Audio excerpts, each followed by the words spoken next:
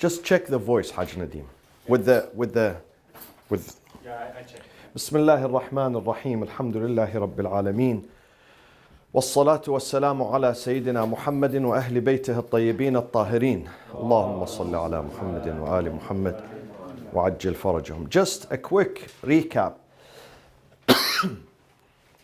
Excuse me. 3 maxims are similar to each other. But when you look at them closely, you find there is a delicate difference between them. These 3 maxims are قاعدة الصحة, the maxim of validity, قاعدة الفراغ, which is we're going to take tonight, and قاعدة التجاوز, passing. فراغ is conclusion and tajawuz is passing. Who can tell me quickly, without looking at his notepad, what is the difference between these 3 maxims? So, قاعدة الصحة, the maxim of validity, It's toward the others. exactly, does not apply to us. It applies to others. So when we look at their conduct, whether in the realm of worshipping or the realm of dealing, mu'amalat, ibadat and mu'amalat, both, we have to assume that their work and their conduct is correct. This is as-sahha. The second is last night, which is tajawuz, the passing. It means what?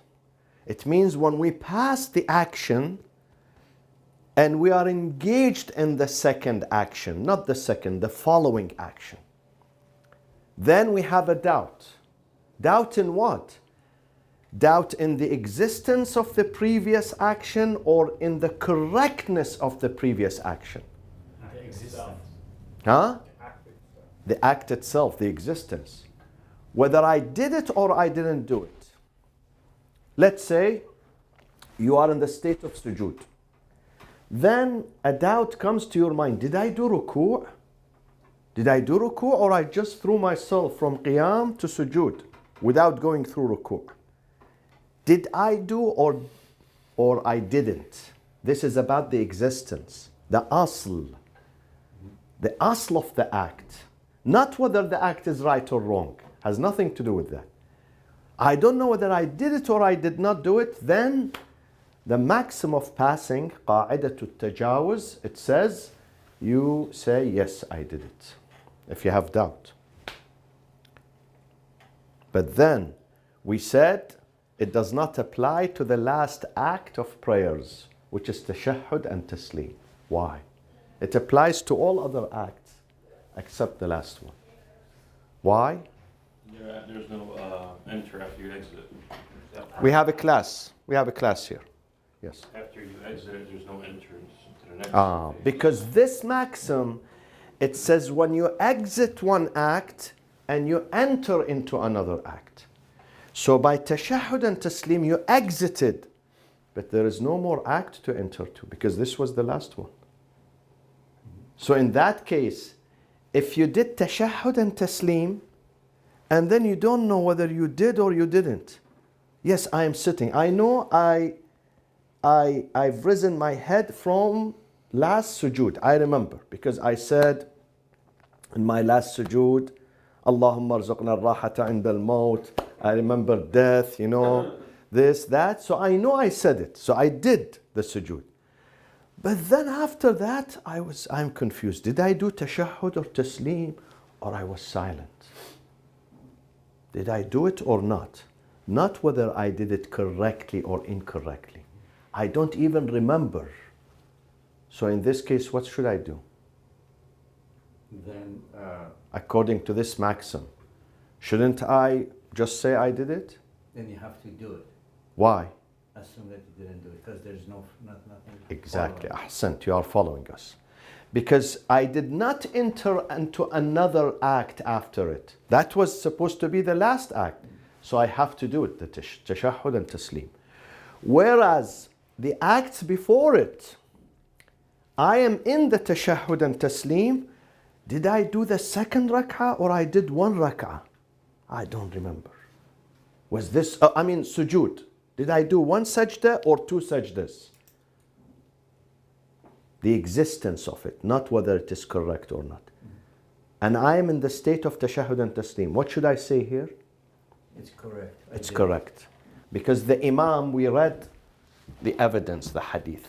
Imam al-Baqir and Imam al-Sadiq, both of them, they say yamdi. Yamdi, it means he continues. He doesn't care about his doubt. So this is the maxim of passing. Qa'idatul tajawuz. Now we come to this one. Qa'idatul faragh. Qa'idatul faragh states that if I am doing an act that is murakkab. Murakkab is composed. Murakkab. Composed of several parts. Composed of several parts. Such as what? Prayers is one of them. By the way, Aghay Wa'azi, it applies to all worshipping except the tajawuz, the passing. Except the wudu. Does not apply to it. Doesn't apply to it because we have nassun khas, a special riwayah that says, if you are doing, let's say, your left arm, and then you'd have doubt about, did I do the right arm? Did I do the face? Or I didn't do it. Then you have to return and do the face. So it does not apply. This is a special case. Wudu is a special case. It applies to all other acts of worship except the wudu. This one is composed. An act is composed, like the prayer, but this one applies to the wudu.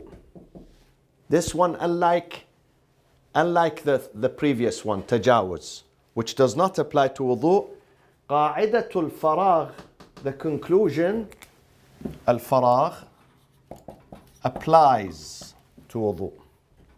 So it could be prayers, composed. Wudu, composed. Tawaf, composed. And others. And again, ibadat and mu'amalat. Both. Mu'amalat. What does it mean, mu'amalat? Dealings. Dealings. Uqood and iqa'at. Unilateral and bilateral. Bilateral such as what? Marriage. Marriage bilateral. But unfortunately, divorce is unilateral. Most of the time. And business dealings. Business dealings. It is bilateral. Okay? Is inheritance bilateral or unilateral? Unilateral. It can go both ways. Father to son, son to father. No, even the son does. Even if the son does not accept, It's unilateral. it's from one side. It's from one side. Once a person dies, he cannot disavow his family. He cannot. Even if he doesn't like his son, his daughter, his wife, he cannot. It has his wealth automatically. He has control over how much of his wealth? 1/3. Only 1/3. He says 1/3, give it to this charity, give it to this mosque, give it to this orphanage, give it to this person, give it to this son. I love this daughter more, give it to this daughter. 1/3. 2/3, he's not. It has to be distributed according to the Islamic law, even if he doesn't like this son or that daughter. Okay? So this qa'idah, qa'idatul faragh, does not only belong to the prayers, although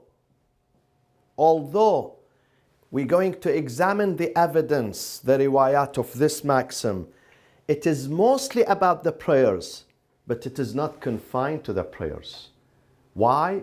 Because the wording of the riwayah indicates what? Umum, generalization, not khusus, not just the prayers. Umum, yes. The person asked him about the prayers, but the answer came a general answer, not just about the prayers, about every act of worship. Okay? Such as what? Such as the Imam, he gives the reason why this applies. The Imam says, وَكَانَ حِينَ انصَرَفَ أَقْرَبَ إِلَى الْحَقِّ وَكَانَ حِينَ انصرف أقرب إلى الحق. When the person concluded his act and then he developed doubt, he was closer that minute to the truth, to the reality of the matter. He was closer. Okay? So it applies to all, not just wudu. Can you interpret what that means? Say it. I'm a little confused. What does that mean? It means that if you have doubt in doing something rightly or wrongly, you finished your prayers.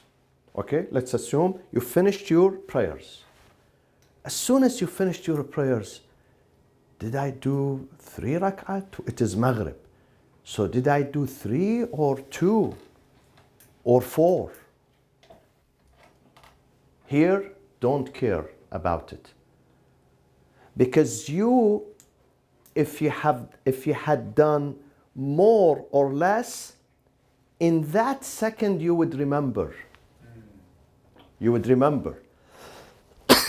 You would not conclude your prayers. You would not conclude your prayers. It means when you concluded your prayers, it's an indication that you did it correctly. Because sometimes the doubt occurs instantly. And something happens, some confusion happens to the mind where you develop doubt, you forget. So because you concluded the prayers, it means that you were doing it correctly at that moment. This is what the Imam is trying to say. But as time lapses, then that changes. That changes. The doubt increases more and more and more. So the closest to the reality is when you conclude immediately. You are closer to the reality. By the time, when the time starts to move, your forgetfulness also increases. Okay? The other one, هو حين يتوضأ أذكر منه حين يشك. The second justification. هو, the person, حين, while he's doing wudu, يتوضأ أذكر, he's more remembering, more able to remember than منه حين يشك. منه حين يشك. So the person, while he's doing wudu, he's in a position to remember better than after he concluded the wudu.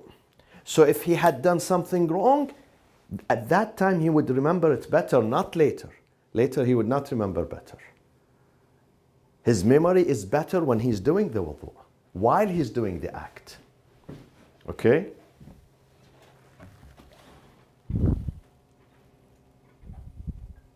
You know, sometimes people during Rami al-Jamrat, most people, I've seen this over many years, once they conclude and they come back and we are waiting for them, they come to me, they say, Sayyid, I don't know whether I did 6 or 7, I don't know.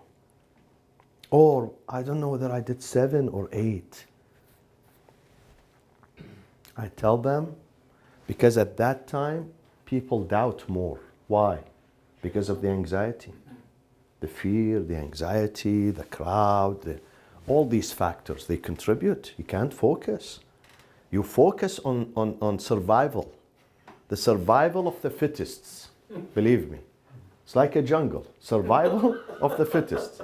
You just want to survive, to get yourself and probably your wife, your daughter, your mother out of that crowd. So most people, most of them, and subhanAllah, the shaitan comes at that time. He wants to distract you from your work. So they come back, I tell them, listen, when you were there, you were more able to remember. Now that you came, it took you 10 minutes, 15 minutes to find us here. Now your memory is weaker than that time because you were closer to the act at that time. So when you exited, it means you did 7. Then the doubt starts to come to you. So you were more able to remember. You were closer to accuracy at that time. The time when you were doing it, not the time when there is a gap. This is what the Imam says. هو أذكر. At the time of doing the act, you are more remembering. أذكر from dhikr, from remembrance, from being able to remember. He is more able to remember than the time he developed the doubt, which is 5 minutes later, 10 minutes later, 1 minute later. Okay? So that's why with this maxim, if you're in the act, let's say you threw 5 and then you go, oh my God, did I do 4? Did I do 5? You should repeat. You have to go again, right? Because you haven't concluded yet. You haven't concluded. Right. Yes. Yes. This is faragh. This is when you conclude. Yeah. This is when you conclude. But if you have, if yes, exactly, this is the fatwa. If you are in the middle while you are doing it, this is 4 or 5. Or the tawaf. Tawaf, is this 4 or 5? Start again. You can't recover. Not like the salat. Salat, you count the higher number. Tawaf, you start all over again. Okay? Because you are still in the middle. You are not faragh. It's not conclusion. It's not conclusion. You are still in there. So this is for the tawaf. So how about the rajm? The same thing? Yeah. Before you finish the 7th, if that doubt came in before the conclusion of the 7th, then you have to repeat. Then you start counting all over again. If you have all. Yeah, this is why you're going to use 49, but you collect 70. 70 pebbles. Even if you threw it, like you're not sure that it hit the wall. That's another issue. Hit the wall, they say you have to see it. You cannot assume, yes, it hit because I am very powerful. The wall is not too far from me. Yes. No, they say you have to see it, and subhanallah, you see it. Can you imagine? You see it hit. You have to Yeah, see it yeah. going towards it. No, you have to see it hit. Okay. You have to And see you it do hit. see it. With all the pandemonium, you do actually see it. It's amazing. Yeah. And then they say if you send it there and then another one came and hit it and pushed it, then you have to repeat that one. Because it has to go through its own energy, power. Not someone else pushing it. Which does not happen, I don't think that, collision does not happen in this. Except when the sandals go flying. Sandals, exactly. Okay. I figured there was people. Does that count? No, not the sandals. The third justification is when the Imam says, كلما شككت فيه مما قد مضى فامضه. كلما, I will translate. كلما شككت فيه فيما مما قد مضى. مما قد مضى فأمضي. Continue. فأمضي فأمضه كما هو. فأمضه كما هو. Any act, كلما, any act of worship, you have doubt in it which has already passed. See? Not in the middle. قد مضى. had already passed. فَأَمْضِهِ, endorse it as it is. Don't repeat it. Who's this one from? Say? This is موثقة ابن بكير. We will come to it inshallah. موثقة ابن بكير. موثقة ابن بكير. Okay? What was the translation again? Huh? What was the translation? The translation, because you were checking your texts. The translation, the Imam says, every act of worship, when you have a doubt in it, while you passed it, ما قد مضى, then you develop the doubt in it. Did I do it correctly or incorrectly? Because this maxim is about correct or incorrect. Whereas the previous one, قاعدة التجاوز, it was about what? About I did it or I didn't do it. That one is different. This one, I did it correctly or incorrectly. So Imam says, if it has passed, then endorse it. You say, I did it correctly. But even if it's immediately after the action is passed? Even immediately, of course. Yeah. Okay.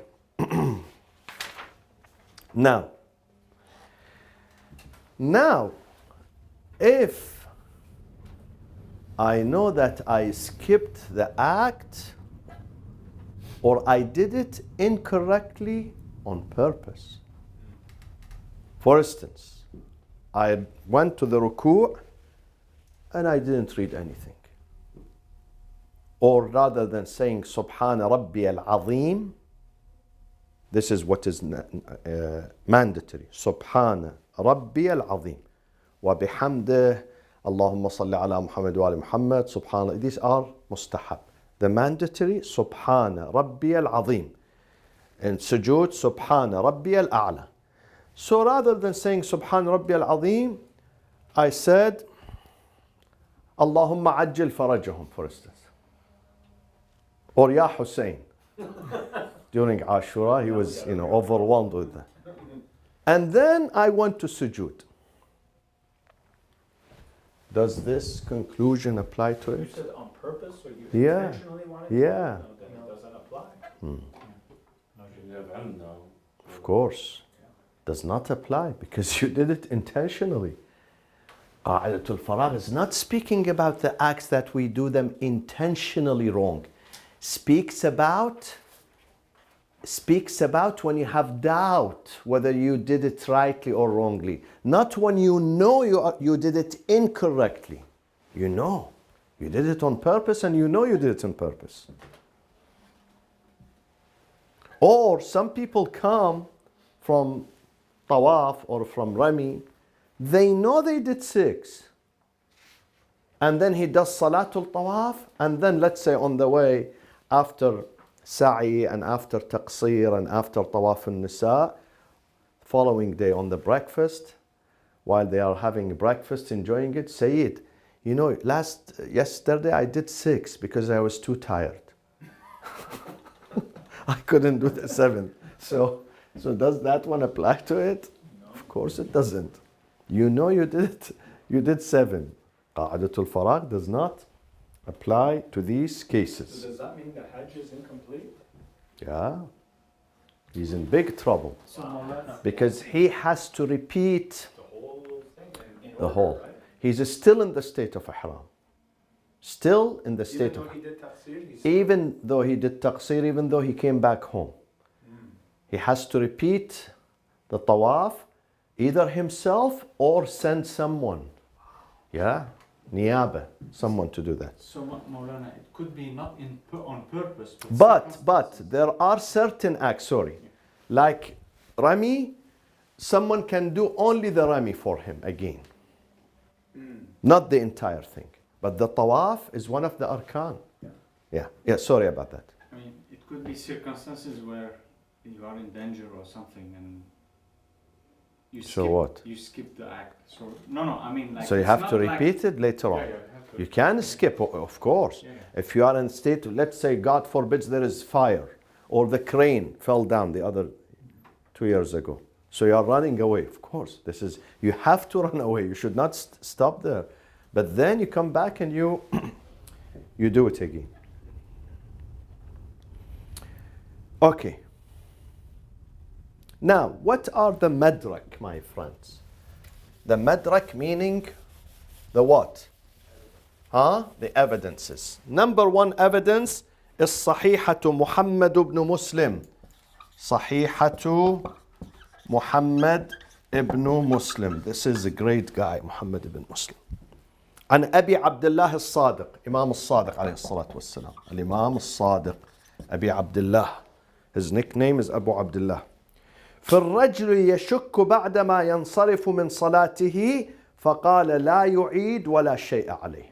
A person develops doubt after he concludes or she concludes her prayers, then nothing upon him and he does not repeat. Why? Because he concluded. خلاص, he concludes. Did you said Imam Sajjad or Sadiq? No, Imam Sadiq. Yeah. The same person has the same Sahiha, but from Imam, same person, from his father, Al-Imam Al-Baqir. Imam Al-Sadiq, what is his nickname, my friends? Abu Abdullah. And Imam Al-Baqir, Abu, what's his name? His first name? Abu Ja'far. And Abi Ja'far. Okay? عن أبي جعفر from إمام الباقر كلما شككت فيه بعدما تفرغ من صلاتك فامضه ولا تعد.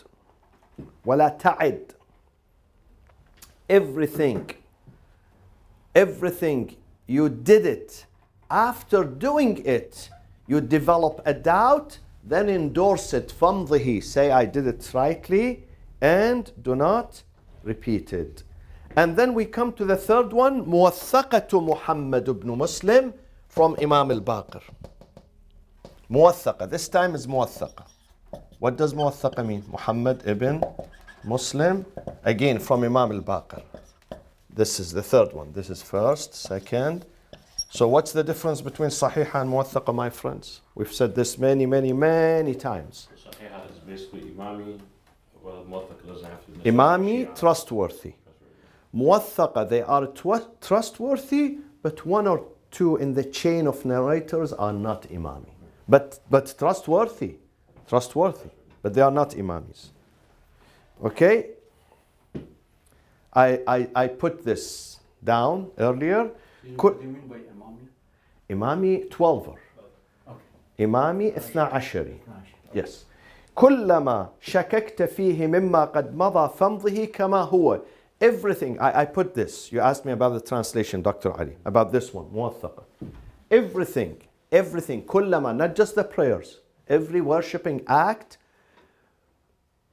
you develop doubt about it, فيما قد مضى, when it is passes.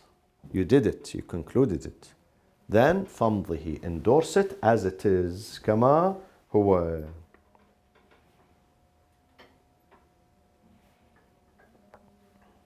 Okay. Now take the prayers or the wudu.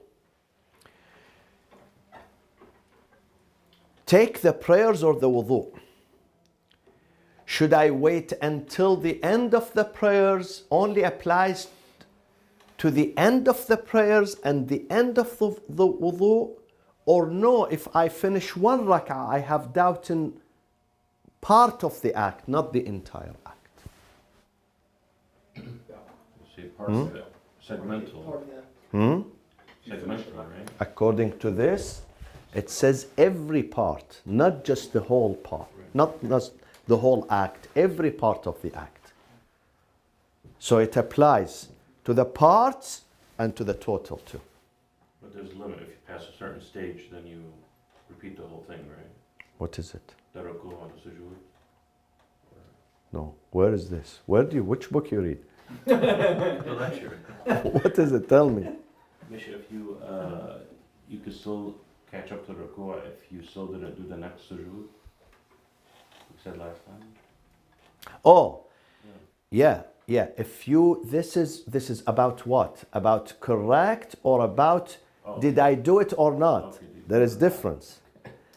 Whether I did it or not, yes, yes. But it doesn't go for the Before I enter into the next act, if I did it or not, then I have to do it. This one is about whether I did it correctly or incorrectly. This is the difference. I repeat, we have two maxims. قاعدة التجاوز, قاعدة الفراغ. The maxim of passing, the maxim of conclusion. The maxim of passing says, you have to have the doubt about the amal itself, whether you did it or you did not do it. Right. So, if you are praying, now you went to ruku', then you have doubt whether I did qira'ah, hamd and surah, or I didn't. But you are in the state of ruku' already. So you have passed, you entered the following. But if you have not passed, you said Allahu Akbar, this takbiratul ihram. So you did, I did takbir, Allahu Akbar. Then because you were so confused or worried or I don't know, so many things. Then, did I do hamd and surah or I was just standing? But you are still standing. In that case, you have to repeat because you did not pass. You did not enter into the second act. You are still in the act. Okay? And you don't know whether you read or you did not read. In this case, you have to read. So it does not apply to it. Why? Because you did not enter into the next one. But if you have already entered into the next one, then say, yes, I read. Okay? Yeah. Well, sometimes it's fuzzy about what is correct and what is whether we did it or not, because like in wudu, right? Yesterday you were saying, if we missed one, then we have to repeat. But in terms If you missed what? doing one act of the wudu, Uh-huh. And you know you missed. and you have doubt that you missed. Uh-huh. The Does passing not doesn't apply. Yeah. Exactly. Doesn't But apply if to you, wudu. You have done it. You have finished. Meaning, in the wudu, the maxim of passing, قاعدة التجاوز, does not apply to wudu. So, I am washing now my right arm. Then I say, did I do the face? Or I jumped immediately to the right arm. In this case, I have to do the face. Does not apply to the wudu. But if the doubt comes at the end, like we have done. But if the doubt, listen, before we go to the end. But if the doubt is that, did I wash my face correctly or I left, let's say, it was not exactly from the hairline. It was, I washed from my eyebrow and lower down. This is the doubt about whether correct or not correct. This one applies. If you have passed the face, you are washing the arm. But in the first one, the entire face, whether I did it or not, there is a difference. So, but let's say we start prayer and then we start doubting that whether we missed one part of the act of wudu or not. Then my understanding yesterday was it becomes a part of conclusion. Yes. Even so, it's about I said this doubting. to Dr. Yeah. Amid. I said sometimes these two maxims, they interlap. Yeah, They interlap. Yeah. They go into each other. So in this case, the example that you stood for the prayers, and then now, did I do the left arm or not? This is, you did finish the wudu. Right. So even though your doubt is about whether you did or you didn't, this one takes over. This one takes over. Because overall, Whereas if you inside the wudu, that one takes over. The passing takes over. So you have to wash your arm. because overall we are considering that We will whether come we to did this, the wudu exactly. or not. We will come to Correct. this. Yeah. We will come to the distinction. The author will say The author would say the maxim of passing does not apply to wudu, but the maxim of conclusion does apply. So if you have finished it, then you say, then that's it. You are done. You consider your wudu to be correct. This one takes over. Okay? Ali, are you okay? Yeah. Huh? I get it. I just, but you can always do the wudu over, right? I mean, Of course, you can do. Yeah. Some people say, no, listen, I'm not satisfied. I need to go do it second time. But you don't have. You are wasting your time. Yeah. You are wasting. I understand that. Yeah. But if you want to do as an ihtiyat, again, even you can do two wudu. It's mustahab. Nurun ala nur. Someone has wudu at home and his wudu is still safe. He comes to the masjid, he has another wudu, second wudu. But not during the drought. This is when you live near Niagara Falls. Sayyid, can you give an example of the same thing for muamalat? Mu'amalat, it's a bit intricate. Because in mu'amalat, usually it requires written. You write when you give a loan, when you do a business. So when you write it down, then you have documents here. Whereas wudu, you don't write. You depend on your memory. When you pray, you depend on your memory. Nowadays, they have this turba, Counts. Yeah. This is for those who have, Alzheimer's, believe me. So when he does, it tells him this is second rak'ah, first sujood, or second sujood. So he looks at this one. But some of them, the Alzheimer is so severe that he forgets to look at the numbers too. So you're saying that muamalat, even though technically it Yeah. applies, but it doesn't really apply. Exactly, because sometimes the mu'amala, let's say the deal is done, the purchase, okay? Let's say the purchase of the property. But then and they forget, let's say they forget, to do something, to write something, a clause. We cannot say this is faragh because listen, that's it. We left the session, I gave you the money, you signed the papers. Because sometimes it could be written because I have documents. I have documents here. Right. So it's not a case of doubt. Because when it is written and you have documents and signatures, then there is no doubt. Here we are speaking about doubt. When you really have doubt. Not when you don't have doubt. Because that, in the mu'amalat, you can realize that, oh, I forgot. See, I forgot. I didn't put this. I didn't sign this. I didn't pay full. I didn't. So here you have a proof. Here we speak about when you have complete doubt. You cannot recover from your doubt. If you can recover, then that one does not apply. Neither the conclusion, nor the passing, nor the validity. Validity, you assume people are doing it right when you don't see them. But let's say now I'm here. From here I can overlook someone. He does his ruku' wrongly. Some people, you know how they do ruku'? Subhana Rabbi al-Azim wa bihamd. This is not ruku'. Ruku' is 90 degree. This is ruku'. This is ruku'. Or sujood. Let's say sujood. He, let's say, put his tummy on the, rather than his knees, his tummy is going to hit the, this is not sujood.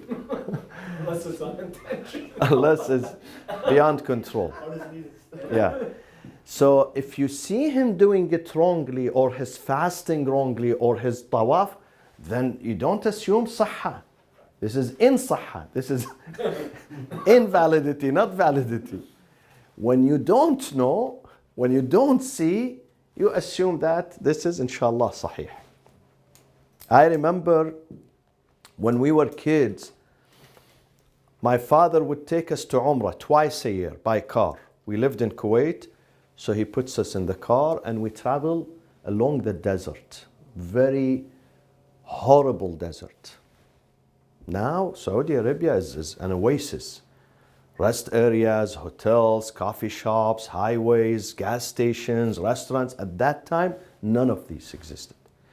So we would arrive into a village, you see the lights from several kilometers, you get excited. Believe me, it's like when you are in a boat in the ocean and you see the light. It gives you hope. And we were kids, you know, you are afraid of the dark. If something happens to your car, you are stranded there, you know. So we go and there is a restaurant. He sells, let's say, sometimes it was closer to the Red Sea, between Mecca and Medina. It's on the Red Sea, the highway. So they sell fish. So my father says, don't go and watch the chef. Don't go inside, because if you see, you are not going to eat. So stay here, I'll bring you the food. Believe me. One time my father, after we finished eating, he said, I suspect the oil, it was motor oil, you know. Because it was so dark. I think he brought it from his car. So sometimes we should not watch people, because once you watch them, you don't trust anyone. Yeah. Okay. We have a few minutes left. Okay. Now, we said قاعدة التجاوز does not apply to the last part of the prayers. Do you remember this? Why? There's no entry into a new act. There is exit, but there is no entry into another act. So if you have doubt about tashahhud and taslim, the last part, repeat it. How about this? Tell me. No. This has to do with correctness, not with the act. Exactly. This has to do with the correctness. So, and it is not required. It does not say, and you entered into another act. It says you did it. You exited. But it doesn't have the second condition like that one. That one had two conditions. You exit, you enter into the next. This one, you exit. So when you exit the prayers, you don't have to enter into another. So once you exit the prayers, Allahu Akbar, Allahu Akbar, Allahu Akbar, then did I do tashahhud? Or I just said Assalamu alaikum wa rahmatullah? Did I do taslim or I didn't? But say it doesn't. Here, this one applies. Yeah, ask. I was going to say, doesn't tajawuz automatically override farad on that point right there? Because Tajawuz, the subject of tajawuz is different from the subject of the maxim of faragh. right, but The two subjects are different. What is the subject of, what do we discuss in the tajawuz? What do we discuss? the correctness of it. No, I'm sorry. in this if one. If you did it, is that The existence of it. Yeah. The existence, not the correctness. This is the correctness. Right. Uh-huh. But in both instances, if you doubt that you did the shahad or taslim, I mean, it becomes kind of similar, doesn't it? You're doubtful if you did it or you did it wrong. No. Oh, so if you did it wrong. There is difference. Okay. Did I do it or I did not even read anything? Okay. This is different whether I did it correctly or not correctly. Okay. So if you didn't read it at all, is the Exactly. If I didn't do it tajawuz, at all, this is tajawuz. But if I know I said something, but is this thing that I said it is complete or incomplete? This is correctness. Okay? Now, we come here to two mas'ala. This is some applications we study. In this last part, we study application. Before that. So this is riwayat. We have three riwayah. The other evidence is tasalum again. We studied tasalum. Were you there yesterday? What is tasalum? You asked me what is the difference between tasalum and ijma'. What is the difference? How many differences we have, my friends? 3. 3 differences. Difference, don't look. No, don't look. Take notes, okay. There's no doubt. Exactly. Tasalum means what? Tasalum is more powerful than ijma'. Okay? More powerful than ijma'. Why? Because tasalum, it says, someone is asking, is salat wajib or mustahab? there is tasalum, that salat. No faqih, no single faqih from day one until now said salat is mustahab. The mandatory salat, the 5 daily, are wajib. This means tasalum. Nobody is contesting, nobody is even doubting, nobody is even discussing this. This means tasalum. Whereas ijma', it could be 90%, not 100%. Tasalum is 100%. Ijma', you can have 1 or 2 disagreeing with this opinion, but you still call it ijma'. You still call it ijma'.